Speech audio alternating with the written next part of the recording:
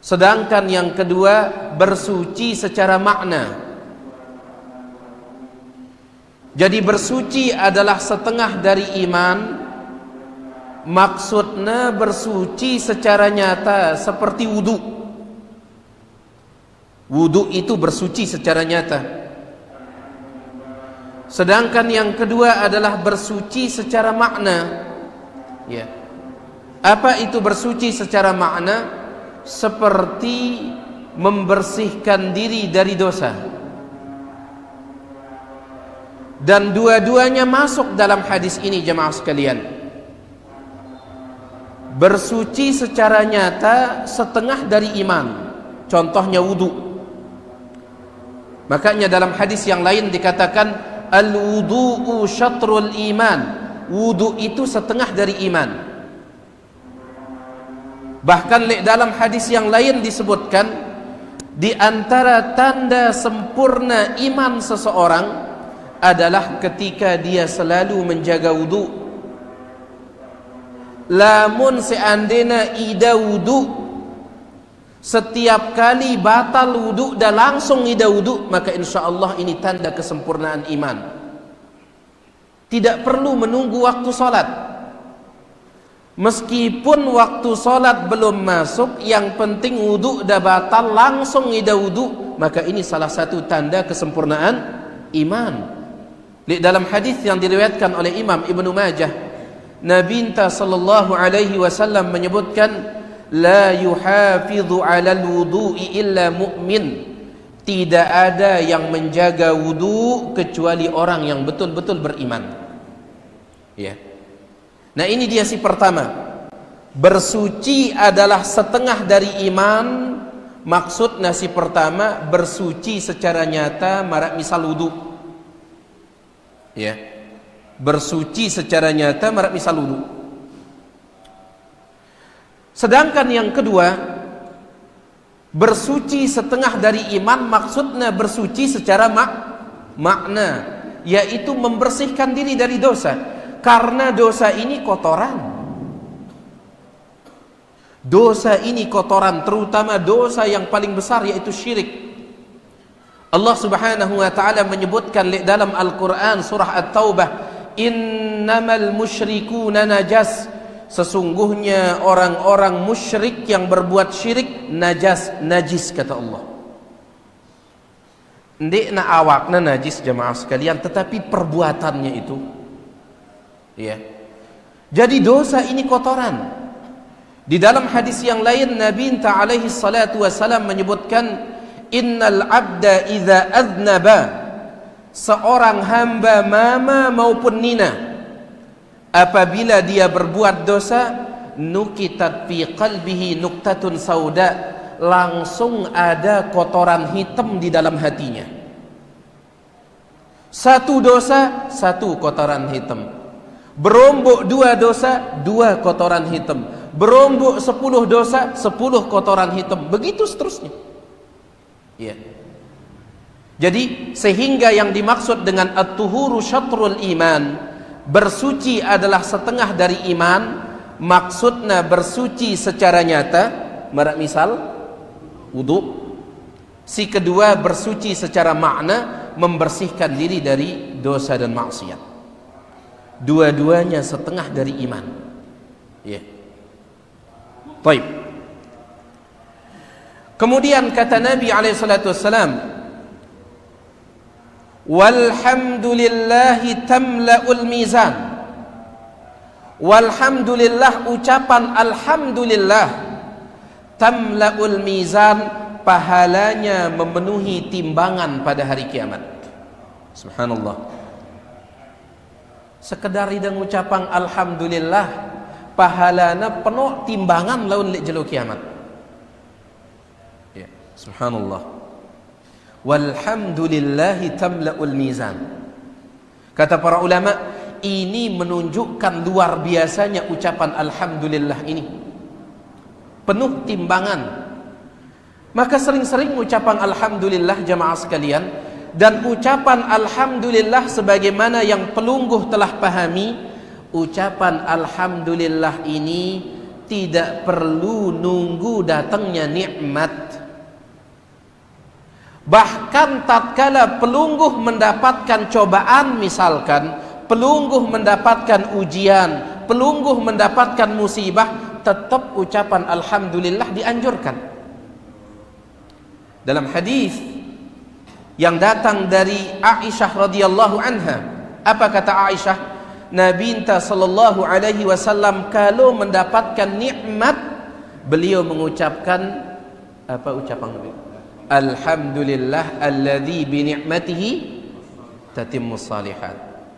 Nabi alaihi salatu wasallam kalau dapat nikmat, alhamdulillah, segala puji bagi Allah, alladzi bi ni'matihi tatimmus shalihat, dengan nikmatnya amal saleh sempurna.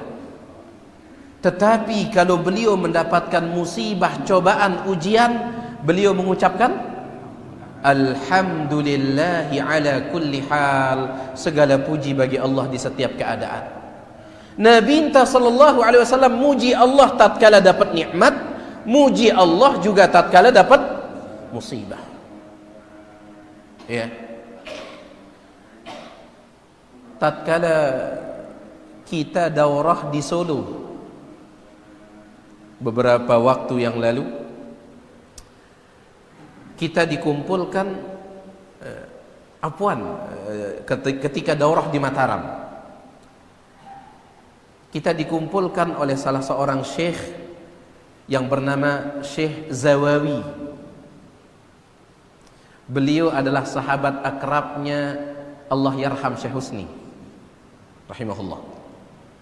Beliau mengatakan, di antara yang kami sangat ingat tentang Syekh Husni rahimahullah, dulu kami memberikan beliau gelar Syekh Alhamdulillah. Ya. Itu dulu.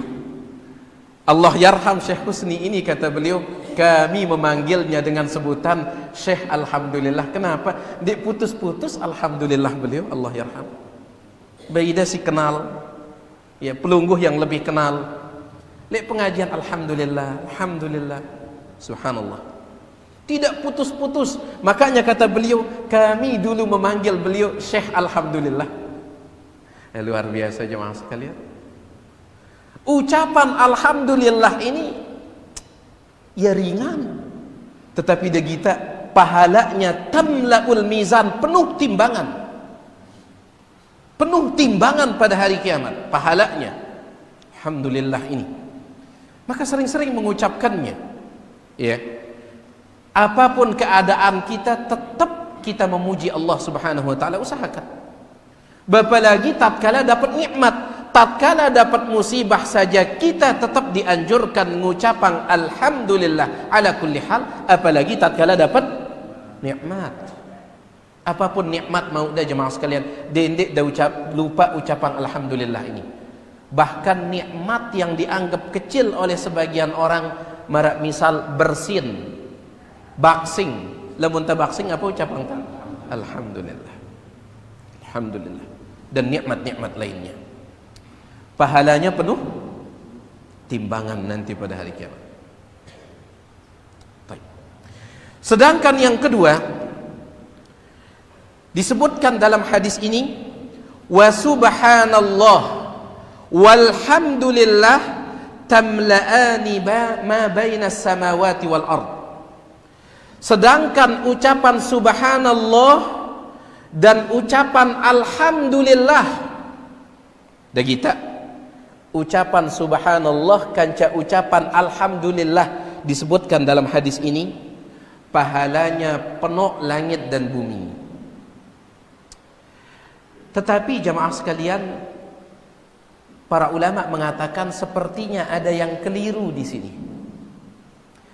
Dalam hadis yang lain disebutkan, di dalam hadis yang lain, subhanallah wallahu akbar. Ucapan subhanallah dan Allahu akbar itu yang pahalanya penuh langit dan bumi. Lamun alhamdulillah penuh mizan, penuh timbangan. Ya. Kalau ucapan alhamdulillah pahalanya penuh timbangan pada hari kiamat. Adapun yang pahalanya penuh langit dan bumi, subhanallah dan Allahu Akbar. Disebutkan di dalam hadis yang diriwayatkan oleh Imam An-Nasa'i dan juga Imam Ibnu Majah dengan sanad yang sahih, wat tasbihu wat takbir, ucapan subhanallah dan ucapan Allahu Akbar, tamla'ani as-samawati wal arda, penuh langit penuh bumi pahalanya. Ini dah ucapan luar biasa ini. Ya. Tetapi para ulama mengatakan alhamdulillah lebih hebat ketimbang subhanallah dan Allahu Akbar.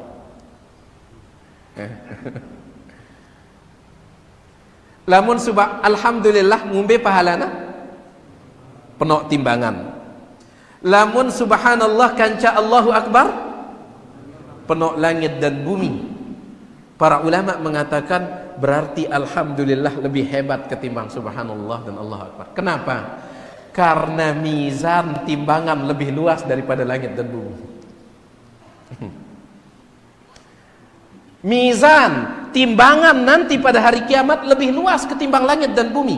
Disebutkan dalam riwayat Imam Hakim dari sahabat yang mulia Salman Al-Farisi, Nabi SAW mengatakan, yudha'ul mizanu yaumal qiyamah, pada hari kiamat timbangan akan diletakkan.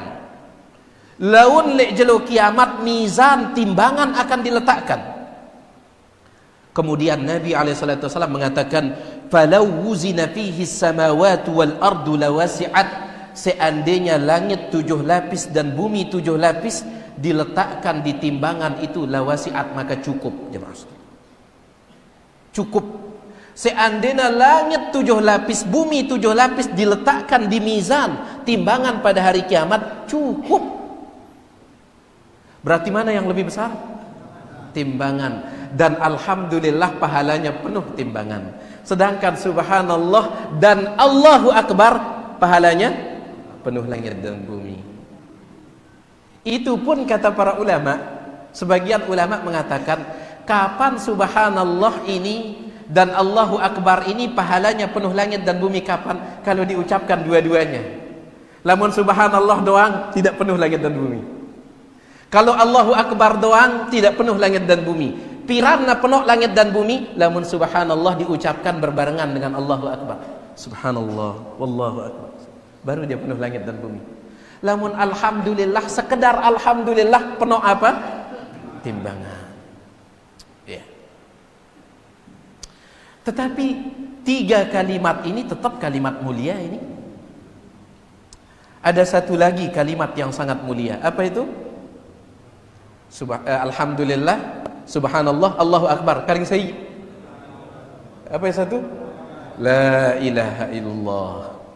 Dalam hadis riwayat Imam Muslim, Nabi SAW menyebutkan, ahabbul kalami ilallahi arba'un, ucapan yang paling dicintai oleh Allah, ucapan si paling demenang si Allah Subhanahu wa taala, arba'un, ada 4 yang paling Allah cintai. La yadurruka bi ayyihinna bada'ta, tidak masalah manapun ucapan yang antum gunakan pertama. Jadi tatkala anda zikir selesai salat itu subhanallah walhamdulillah wala ilaha illallah wallahu akbar, terserah hidah. Dah mulai dengan kalimat manapun terserah sidah. Bau dah mulai yang si la ilaha illallah, la ilaha illallah, la ilaha illallah. Selesai baru setelah itu Allahu akbar, Allahu akbar. Selesai baru setelah itu subhanallah, subhanallah. Selesai baru setelah itu alhamdulillah. Terserah hidah. La yadurruka, tidak masalah kata Nabi SAW, bi ayyihinna bada'ta, kalimat manapun yang pelungguh gunakan pertama tidak masalah. Tetap yang 4 ini paling dicintai oleh Allah. Mana dia? Subhanallah walhamdulillah wala ilaha illallah wallahu akbar. Ya. Ini kalimat luar biasa ini.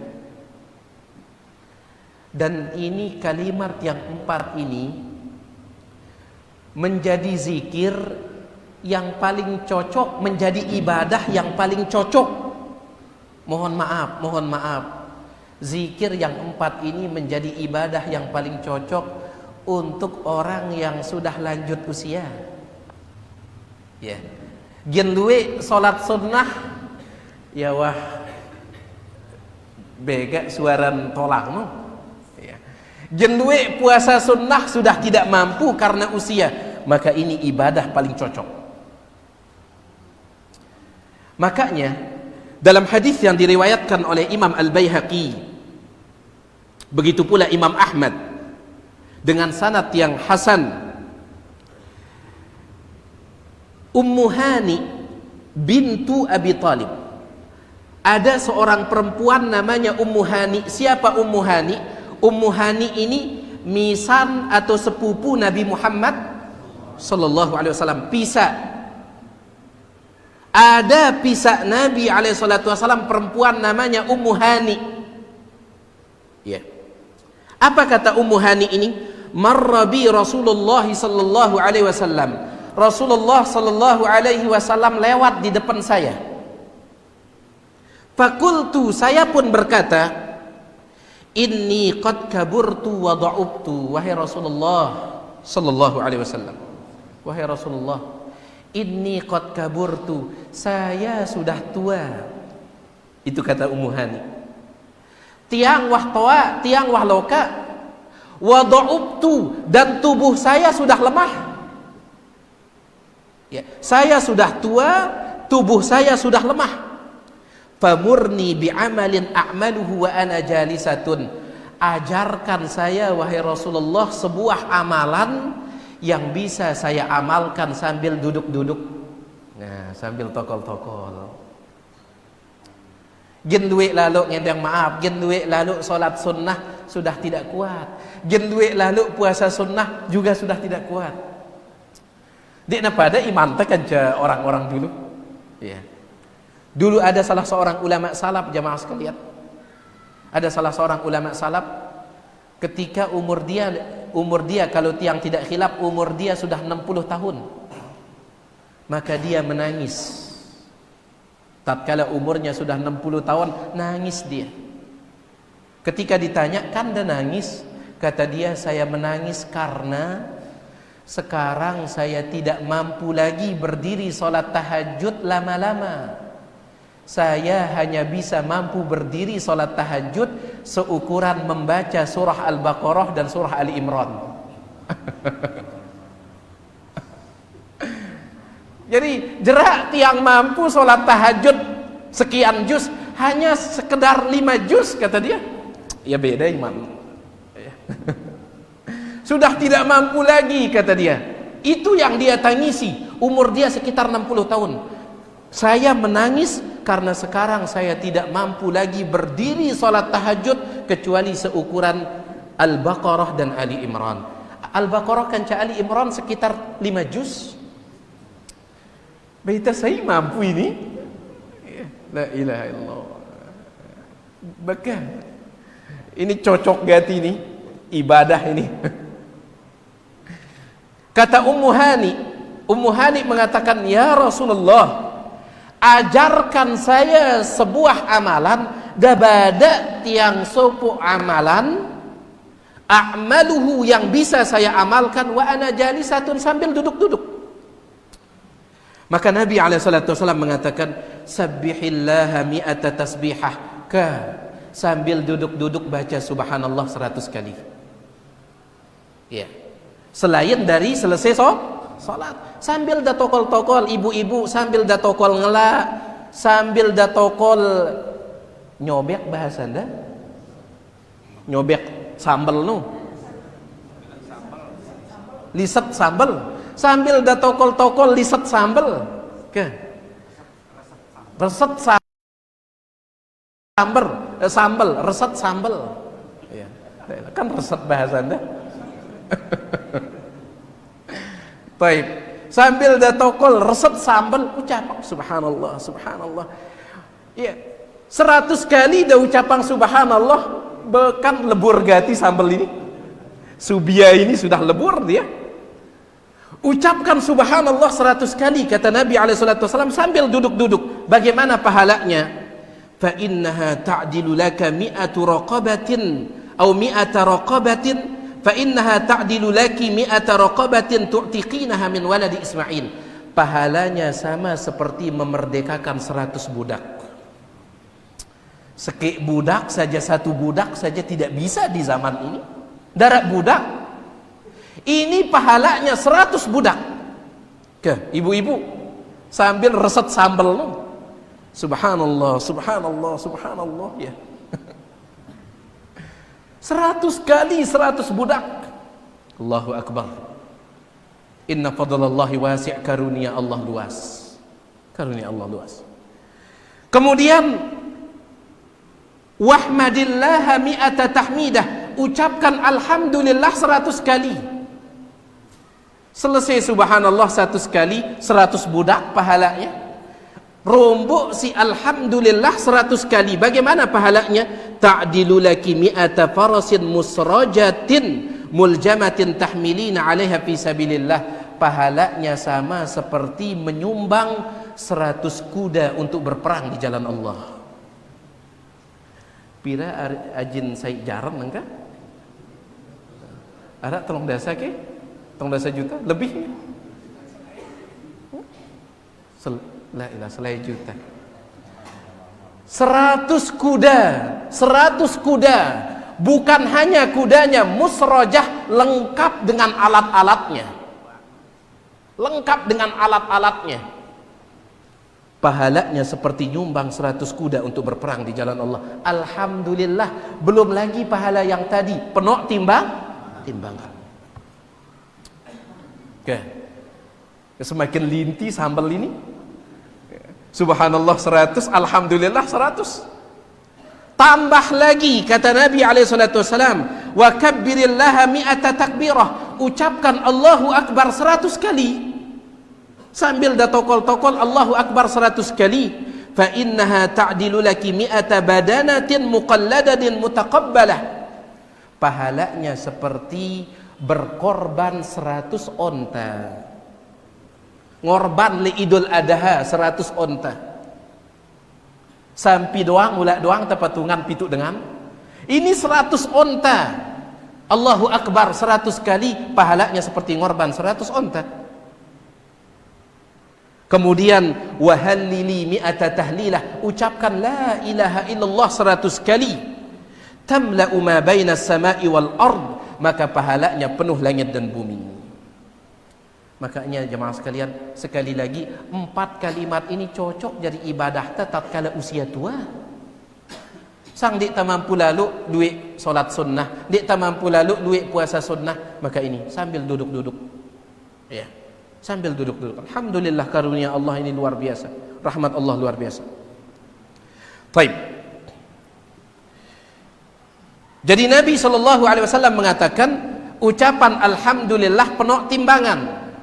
Sedangkan ucapan subhanallah kanca Allahu Akbar penuh langit dan bumi.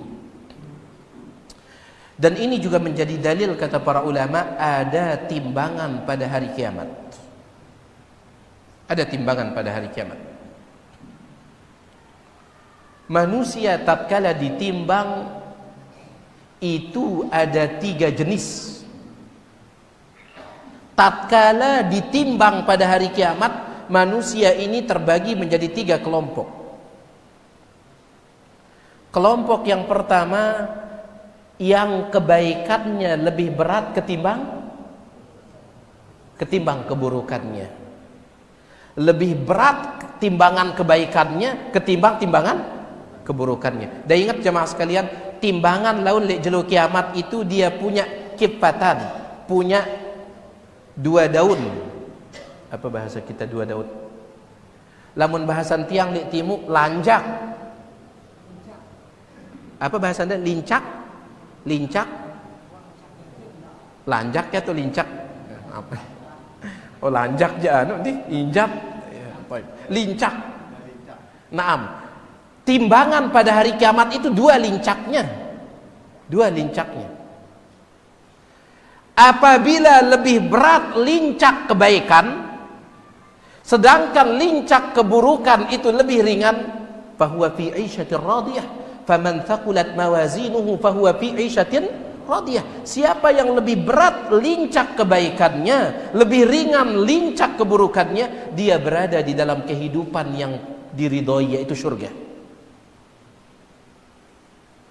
Baik. Sedangkan jenis yang kedua, wa man khaffat mawazinuhu, siapa yang ringan lincak kebaikannya, berarti lebih berat lincak keburukannya, fa ummuhu hawiyah, tempat kembalinya neraka hawiyah. Apa itu neraka hawiyah? Wa ma adraka ma hiyah, narun hamiyah, api yang sangat panas. Ini golongan si kedua. Ya. Adapun golongan yang ketiga, lincak kebaikan dan lincak keburukannya sama berat. Ya, pada berat. La ilaha illallah. Dari sini kita bisa mengetahui tidak boleh kita meremehkan kebaikan sekecil apapun. Seandainya pada beratnya jemaah sekalian, simbutuhang deh satu amalan saja supaya ini lebih berat. Ya pada beratnya misalkan seket-seket, misalkan ya pipti-pipti bahasan denganmu, ya seket-seket. Karing saya butuhang deh amal kebaikan supaya kebaikan pelungguh seket satu agar dia, subhanallah, bagaimana mungkin kita akan meremehkan kebaikan setelah ini? Ada orang yang sama beratnya, kalau sama beratnya maka tempatnya yang pertama adalah Al-A'raf namanya, pernah kita sampaikan. Orang yang sama timbangan kebaikan dan keburukannya, mereka diletakkan di sebuah tempat namanya A'raf. A'raf ini jamaah sekalian sebuah tempat yang tinggi antara surga dan neraka. Si angkun tingginya sampai orang-orang di sana bisa melihat penduduk surga dan bisa melihat penduduk neraka. Ya. Tahan dulu di sana mereka, ditahan dulu. Karena untuk masuk surga timbangan keburukannya sama dengan kebaikannya. Untuk dibuang ke neraka, timbangan kebaikannya sama dengan keburukannya. Ndara alasan gentama surga kan cata neraka, no? Ya. Kebaikannya sama dengan keburukannya. Maka mereka ditahan di Al-A'raf, tempat yang tinggi ini. Cuman marak siwah padam pahamin dah, li akhirat di narak tau tatulak kecuali surga dan neraka. Maka ujung-ujungnya mereka ini akan dimasukkan ke dalam surga. Ujung-ujungnya. Dik lagi taman neraka, lagu ulat tahan dulu. Ya. Ya. Ketika mereka melihat penduduk surga jemaah sekalian, mereka mengatakan salamun alaikum, keselamatan bagi kalian wahai penduduk surga. Nah, lam yadkhuluha wa hum yatma'un. Mereka ingin sekali ikut masuk surga tetapi tidak bisa. Awalnya. Jadi dibuat mereka melek dulu. Dibuat mereka melek. Yang kita doang. Mereka ingin masuk tetapi tidak bisa. Kenapa tidak bisa? Ya pada kebaikan kaca keburukannya. Tetapi ujung-ujungnya mereka akan masuk surga. Makanya di antara keanehan Imam Ibnu Hazm Al-Andalusi, ada salah seorang ulama kita namanya Ibnu Hazm, dia berdoa kepada Allah, dia mengatakan, ya Allah jadikan kebaikanku dan keburukanku sama, kata. Itu dia di antara doa dia. Supaya apa? Supaya saya bisa nonton dua-duanya dulu. Toh juga ujung-ujungnya masuk surga, kata dia. Ini Imam Ibnu Hazm, salah seorang ulama ya bermazhab Zahiri. Sebelum dia juga diucapkan doa ini oleh Salim, mantan budaknya Huzaifah ibnul Yaman. Huzaifah sahabat Nabi SAW, dia punya mantan budak namanya Salim. Begitu pula dengan Salim ini yang endang timpa Allah Subhanahu wa taala, ya Allah jadikan saya ashabul a'rab yang sama timbangan kebaikan dan keburukannya, karena ujung-ujungnya masuk surga. Ya, mau mantu terus masuk surga. Bayi tajak kan mudah-mudahan tak langsung tamat kan? Ya Allah, mudah-mudahan tak langsung tamat surga ini. Dia tak perlu mantu juga kan?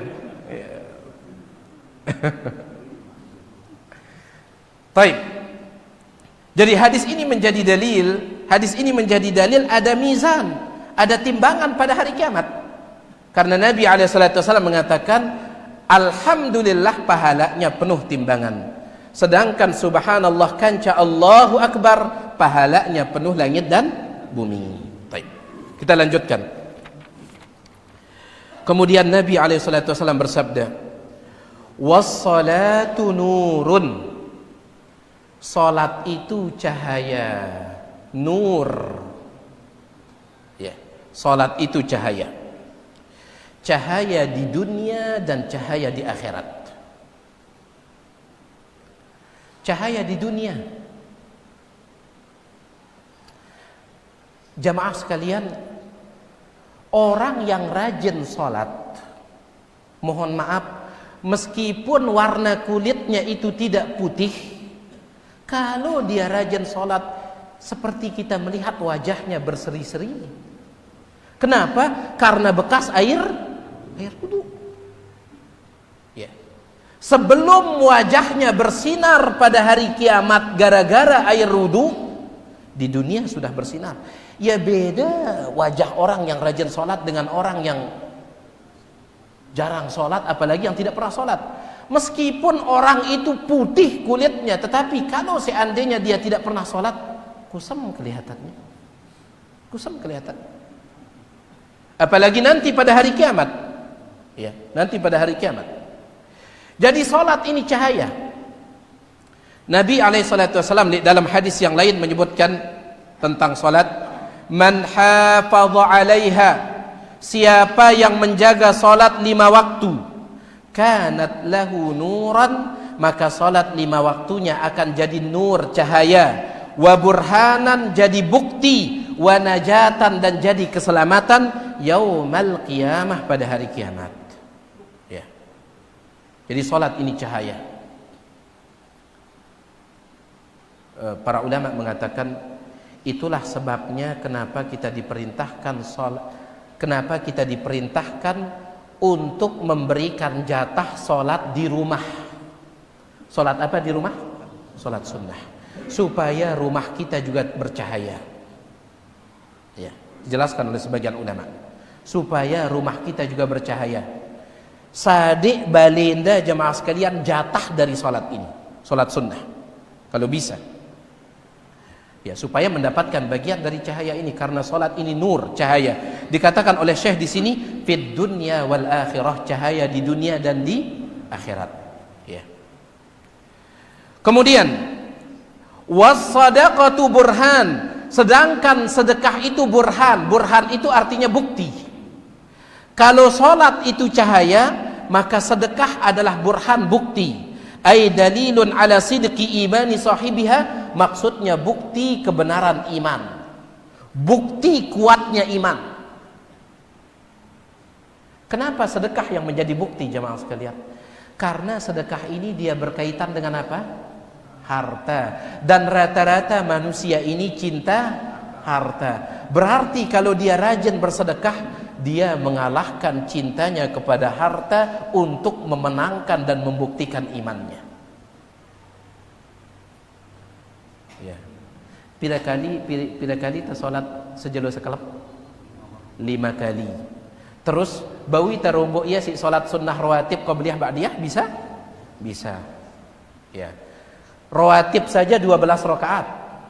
Rawatib 12 rakaat. Kemudian yang wajib 17 rakaat. 17 tambah 12 29 rakaat. Mampu kita siwak likur rakaat sejelo sekelem? Mampu kita bersedekah siwak likur kali? Ditegen mampu ya, maafkan. Makanya sedekah ini bukti keimanan. Umat Nabi Muhammad alaihi salatu wassalam yang paling kuat imannya adalah Abu Bakar. Sampai dalam hadis dikatakan, lau wuzina imanu Abi Bakrin bi imani ummati, seandainya iman Abu Bakar ditimbang, diletakkan di salah satu lincak tadi itu, imannya Abu Bakar di satu lincak, kemudian iman seluruh umatku di lincak yang satunya, la rajaha imanu Abi Bakrin, lebih berat imannya Abu Bakar. Angkat degita sedekah Abu Bakar ini, ya. Umar ibnul Khattab berusaha mengalahkan sedekahnya Abu Bakar, tidak bisa-bisa. Sampai terjadi perang Tabuk. Tatkala perang Tabuk, jamaah sekalian, perang Tabuk ini perang yang terjadi di musim sulit. Kemudian musim panas. Musim deri sekaligus musim panas. Sampai Nabi SAW berpidato mengatakan ke para sahabat, ayo nyumbang kalian, nyumbang kalian. Tumben Nabi SAW berpidato seperti itu, saking butuhnya terhadap biaya untuk berperang. Ayo nyumbang, nyumbang. Apa kata Umar ibn Khattab? Kebetulan tatkala itu saya punya banyak harta. Dengan jajakan nadiri, kalau tiang ini sedang banyak harta, kata Umar. Maka saya katakan, sekarang kesempatan mengalahkan Abu Bakar ini. Kesempatan sudah ini. Subhanallah. Sahabat ini jadi lain tak nak lomba. Lomba sedekah. La ilaha illallah. Apa kata dia? Sekarang kesempatan saya mengalahkan Abu Bakar. Datang Umar ibn al-Khattab ini membawa setengah hartanya. Setengah hartanya.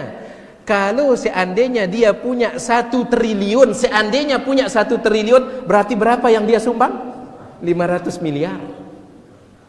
Lamun dah dengar sekedar setengah hartanya, aduh setengah.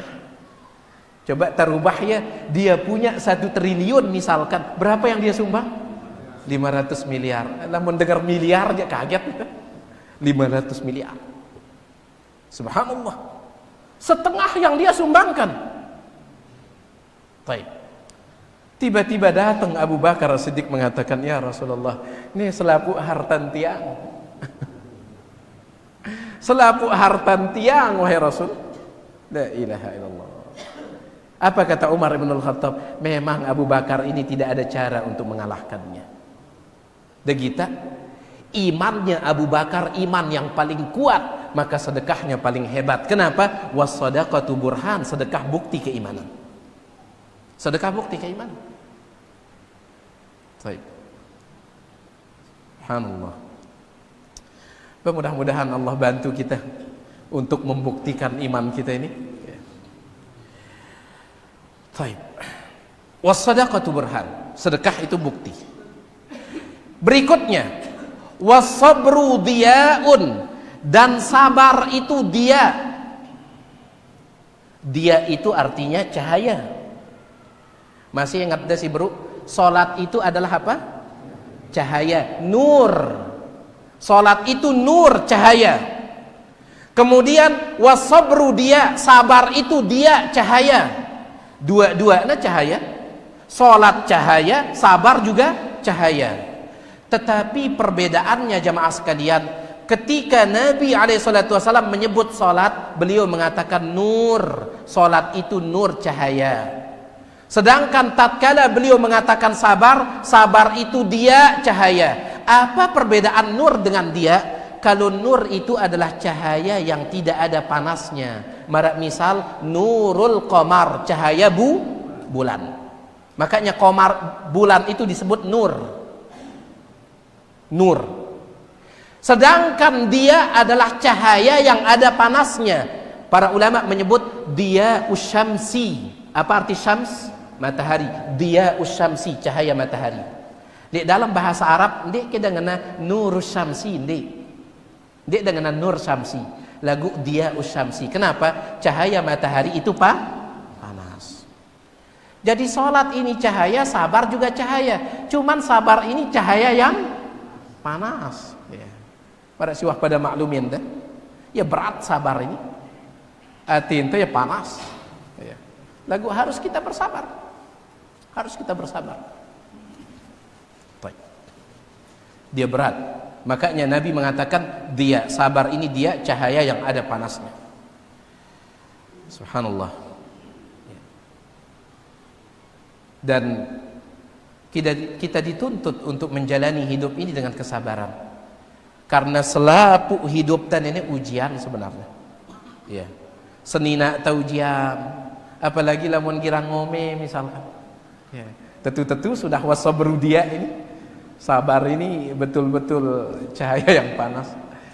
Taib, girang ngome dan seterusnya. Atau sebaliknya suaminya yang girang ngome. Ya. Maka di sini butuh kesabaran. Taib. Sudah masuk waktu Isya. Sebenarnya hadis ini masih ada lanjutannya, tapi sudah masuk waktu Isya. Mudah-mudahan yang sedikit ini ada manfaatnya. Tiang yang maaf atas segala kurangan, mudah-mudahan ada manfaatnya. Kalau ada yang perlu ingin tanyakan, tiang persilahkan selesai azan kalau ada.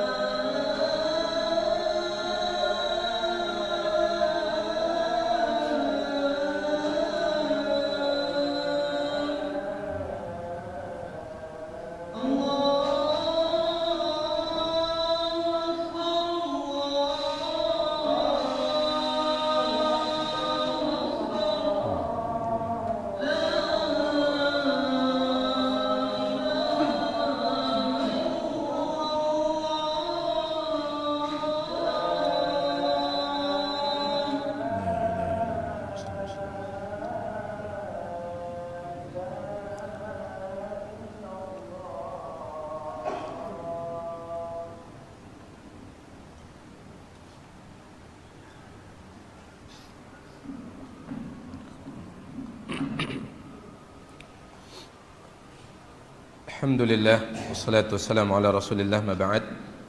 Di sini ada pertanyaan dari jamaah yang ngikutin kita.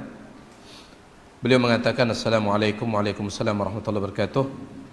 Saya masih heran sampai sekarang kenapa sahabat seperti Umar radhiyallahu anhu sudah dijamin surga, tetapi dia bisa menangis karena takut azab Allah. Tangisannya lebih banyak daripada kita yang belum ada jaminan surga, kata. Ya subhanallah. Kenapa seperti ini? Jamaah sekalian, wallahu a'lam, paling tidak sebabnya itu dua. Disebutkan oleh para ulama, ketika seseorang itu dia sulit menangis, ya, sulit menangis padahal dibacakan ayat-ayat tentang azab dan seterusnya, maka sebabnya itu paling tidak dua. Sebab yang pertama, ilmu kita yang rendah, ilmu tentang surga dan neraka. Karena dalam hadis yang diriwayatkan oleh Imam Bukhari, Nabi SAW bersabda, "Lau ta'lamuna ma a'lam." Seandainya kalian mengilmui apa yang aku ilmui. Ulama mengatakan maksudnya tentang surga dan neraka. Seandainya kalian mengilmui apa yang aku ilmui, la dhahiktum qalilan, kalian akan sedikit tertawa, wa la bakaitum katsiran, dan akan banyak menangis. Seandainya kalian punya ilmu seperti ilmuku, kata Nabi SAW. Cuman masalahnya ilmu tadi tidak mau sampai itu. Kemudian sebab yang kedua adalah qaswatul qalbi, karena bisa jadi hati manusia di akhir zaman ini banyak yang keras. Banyak yang keras. Al-Imam Ibnul Qayyim mengatakan dalam kitabnya Bada'iul Fawaid, "Famata aqhatatil 'ainu minal buka'i min khasyatillah." Apabila air mata tidak bisa keluar padahal dibacakan ayat-ayat azab, famin qaswatil qalbi, maka sebabnya adalah karena kerasnya hati. Sebabnya adalah karena kerasnya hati. Nasallallahu salamata wal afiyah. Ya, lamun Umar Ibnul Khattab, jamaah sekalian, dia orang sahabat mulia, ilmunya luar biasa, hatinya luar biasa, maka wajar, ya. Wallahu ta'ala a'la wa a'lam. Sila Pak.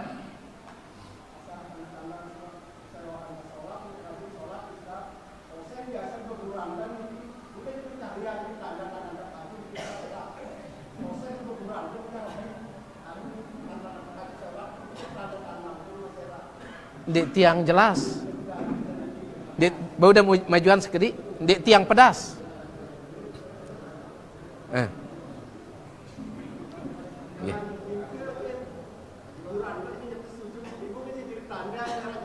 La ilaha illallah. Yeah. Ula sampai bedang no? Harusnya sampai bedang ke kena ta sujud berutara cahayanta. Jelo kiamat atau bagaimana? Mau jadi cahaya? Ya, baik. Jamaah sekalian, tanda hitam tatkala sujud, ya, sebagian orang itu ada, sebagian tidak ada. Tanda hitam ini bukan dia jadi tolak ukur. Bukan dia jadi tolak ukur. Ya. Di dalam hadis, di dalam ayat Al-Qur'an dikatakan simahum fi wujuhim min athari sujud. Tanda mereka itu di wajah mereka bekas sujud. Di dalam Al-Quran tanda mereka di wajah mereka bekas sujud. Dah buka selapu tafsir Al-Quran, tidak ada yang mengatakan maksudnya tanda hitam, tidak ada. Yang dimaksud di sana adalah khusyuk wajah mereka itu berseri-seri akibat sujud. Adapun masalah hitam ini jamaah sekalian, ini masalah kulit. Masalah kulit. Arak dengan sujud lek lantai, dek wah sujud lek karpet, sujud lek lantai bertahun-tahun lagu dia hitam-hitam karena ya keras kulitnya. Arak dengan ya sensitif kulitnya, sensitif, dia na bau tertempusi benda, padahal ya sujud ngadu karpet, ya kemudian ini ya hitam. Ya. Jadi ini dia jadi tanda, no? Dia jadi tanda. Badendek ke jemaah pas dah sujud gosok dah kan, dendek, ya. Tohib, dia dah gosok ya. Dia ya jadi tanda. Ada sebagian orang itu sampai hitam begininya. Kenapa bisa jadi? Karena kulit, bisa jadi. Lamun dek na hitam berarti tidak benar. Tidak juga. Kalau hitam berarti tidak benar, tidak juga. Sekali lagi hitam itu bukan dia jadi tolak ukur, bukan dia jadi tolak ukur. Ya, wallahu taala a'la wa a'lam. Baik. Ya. Iya, tanda pada manusia, dan itu akibatku kulit. Ya, kulit kan ya beda-beda kulit tah. Ya, kulit kita ini beda-beda. Bahkan ada sebagian dengan tatkala bangun dari sujud itu begini dia. Ya. Tatkala bangun sujud atau bangun menuju rakaat begini. Gara-gara itu ada yang ininya membekas, ada juga yang tidak membekas. Faktor kulit, masalah kulit ini, masalah kulit. Ya, wallahu taala a'lam wa a'lam. Baik, ada? Silakan.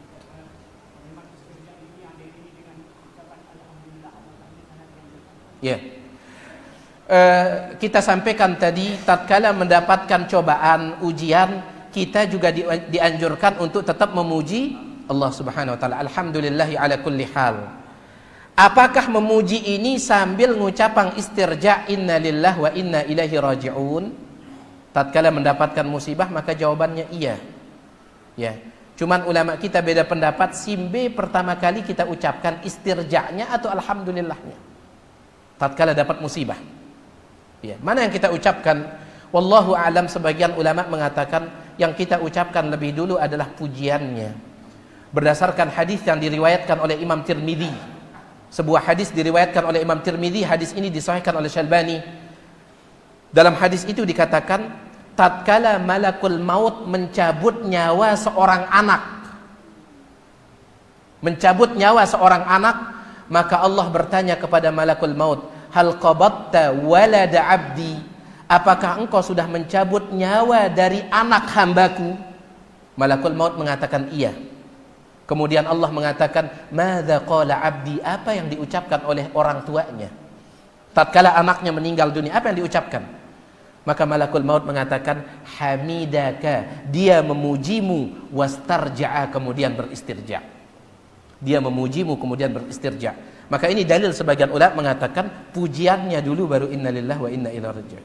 Sebagian mengatakan innalillahnya dulu, karena Allah mengatakan alladzina idza asabathum musibah qalu innalillahi wa inna ilaihi raji'un. Wallahu alam, al-amru wasi', perkaranya luas, ya, perkaranya luas, manapun yang diucapkan insyaallah bisa, ya.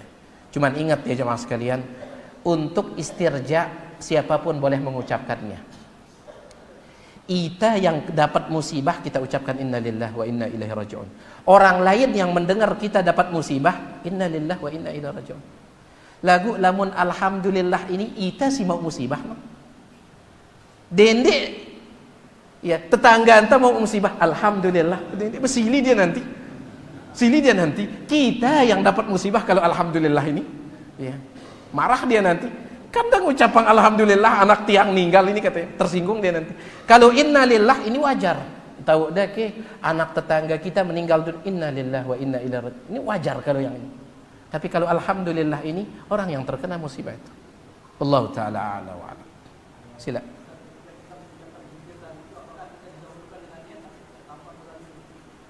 Zikir yang tadi, apakah kita awali dengan niat ataukah tanpa niat?